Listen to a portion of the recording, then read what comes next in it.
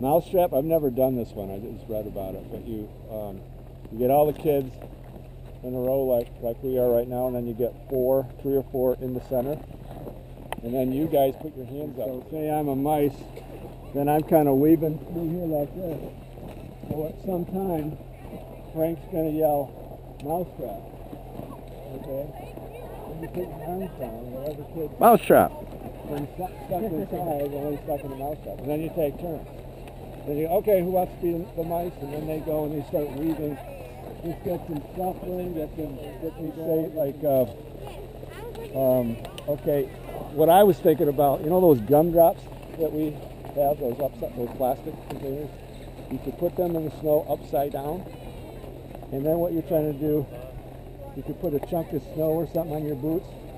And what they're trying to do is get you to tip your feet, tip the snow into the cup. Oh, okay. Maybe an upside down frisbee.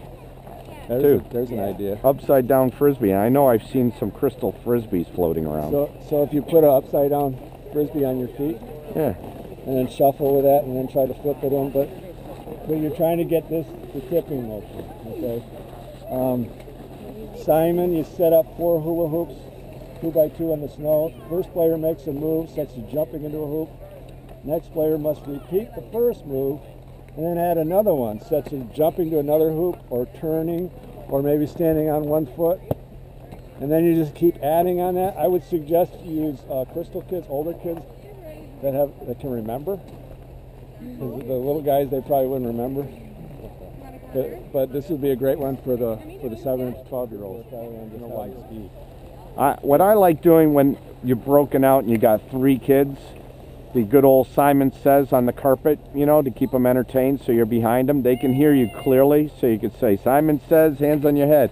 And you just start it, and you'll see all 3 of your students will have their hands on their head. Simon Says, hands on the shoulders. Simon Says, hands on the knees. And I always finish up with the hands out front, and then I always do the crazy dance. So to get the kids to dance as they're going up the magic carpet. That's huge. And then you can do this while you're skiing too. When you get them turning, like Simon Says, on the way down. Hopping, jumping, one-legged skiing, all kinds of stuff that you can do. Okay, hot sand is another one, where each kid walks across imaginary hot sand, and they pretend they're bare feet. But this gets the weight change from foot to foot. Okay, and again you're getting used to the weights of the boots and all that kind of stuff, and you can yell ouch, ouch, ouch as you're going through.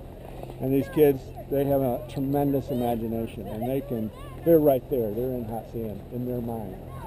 You know, they're just basketball, dribble an imaginary ball. What you're trying to do is focus on a jump shot.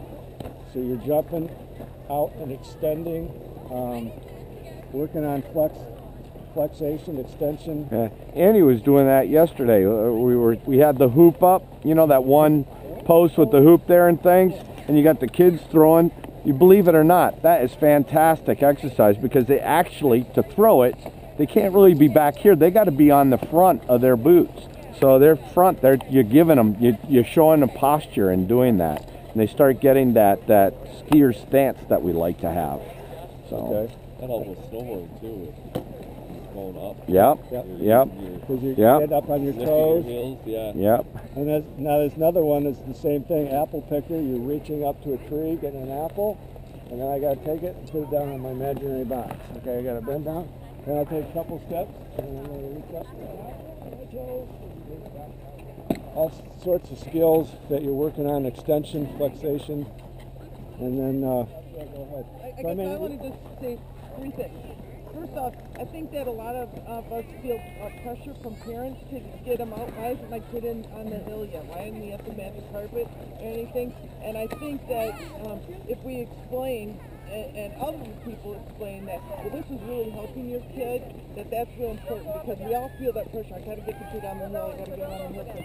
And the kid's like, I got to put my ski on. And if we keep it lively and keep it, we're actually marketing all these exercises that you're doing here on doing boot work.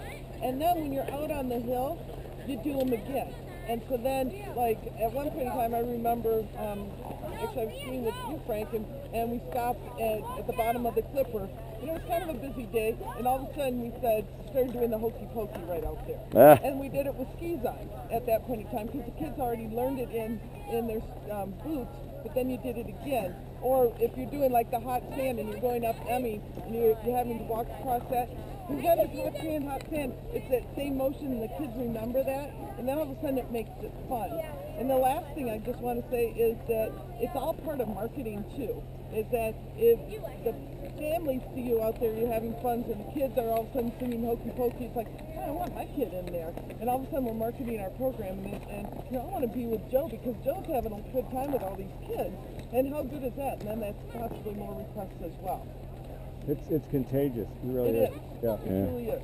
Well, what's neat though is that now we got boot work going into that 20-minute period of time that we're stuck here waiting for all the kids to show up. The more motion we get, the better off it is. If we have all the kids just sitting around, you know, just waiting, and everybody's kind of fumbling, just waiting around, it's not helping anybody. Why not make some games? Any movement that we can get so they feel very comfortable in these big boots helps tremendously in regards Like to I'll do it. You guys don't have to do it. Really unfair because they can't. Makes noise. They can't move. on Yeah, but usually I can get in the Elevated. French fries here, then I can float my toes in. They can do that, and then I can float my toes out. So now they're seeing the shape.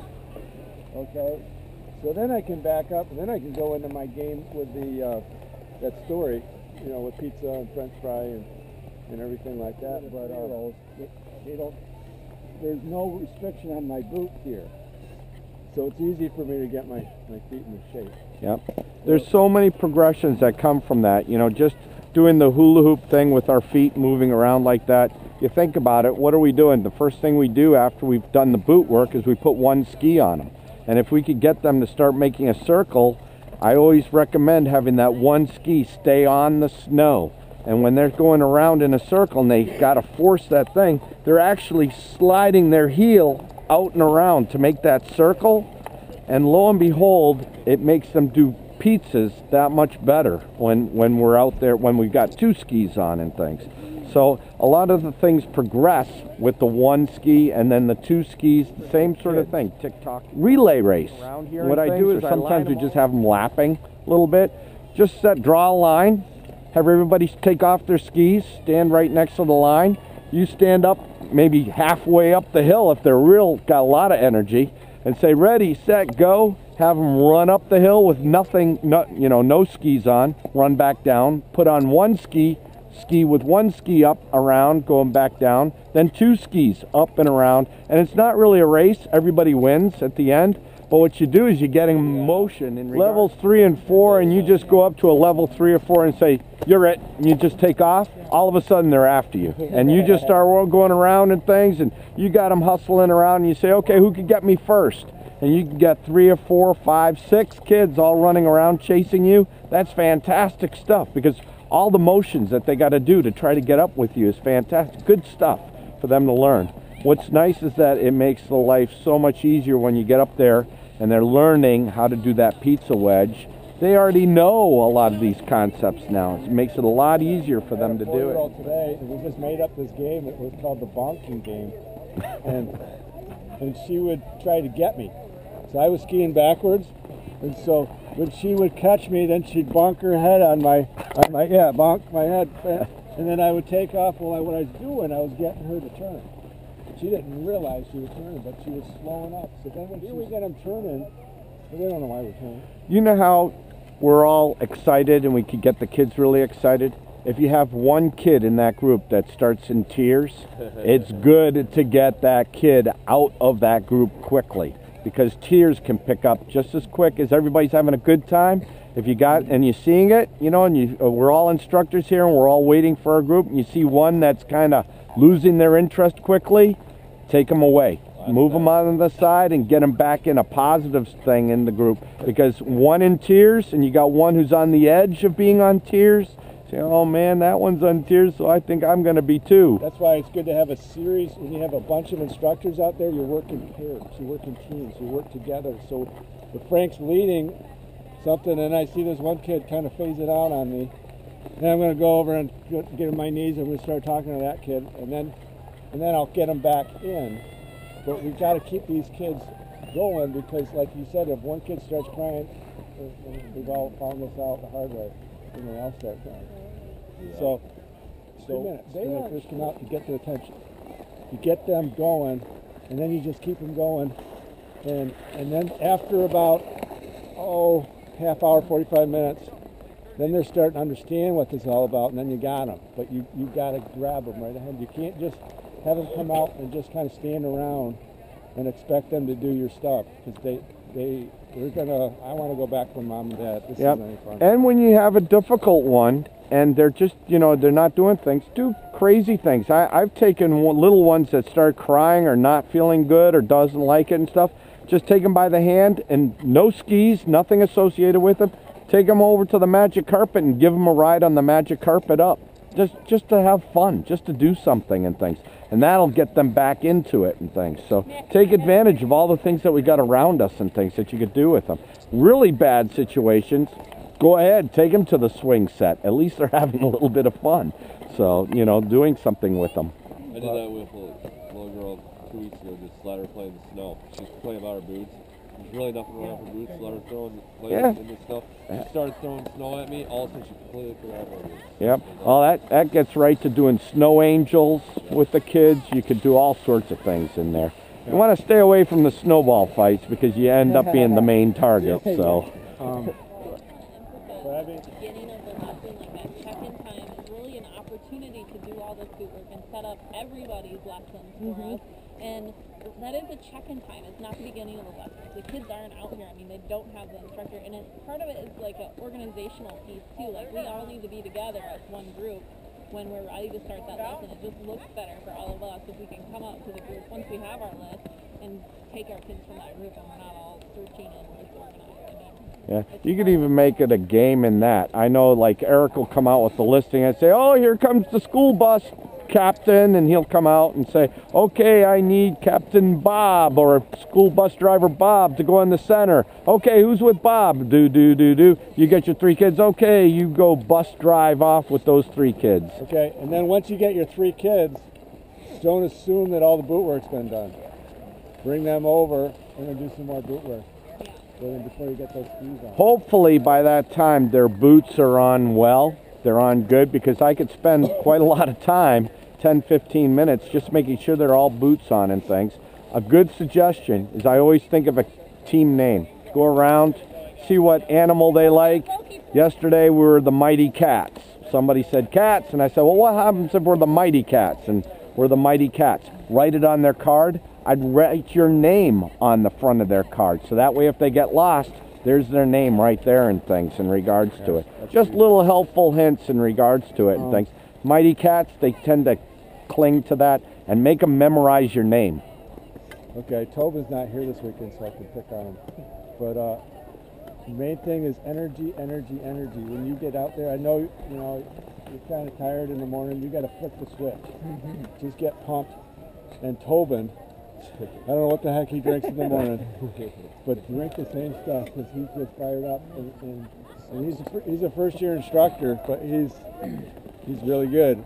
And because the kids, they feed off more fun for those kids, and they suck right into you, and then you got them. Once you got them, you can do anything.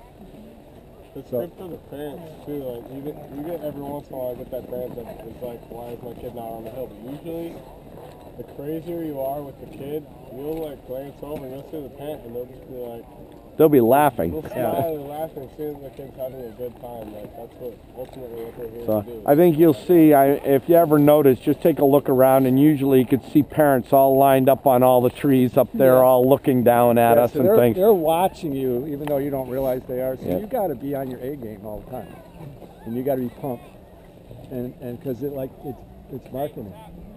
It promotes your program, promotes this whole thing, and that's one reason why we have to turn people away, because we promoted this thing. We just want to keep it going. We want to keep everybody pumped. And so I'm gonna end it. I'm done. Thanks, everybody. Well, thank Let's all have a good night. All right, yeah. Woohoo! Pick up cones. Thanks, Bob.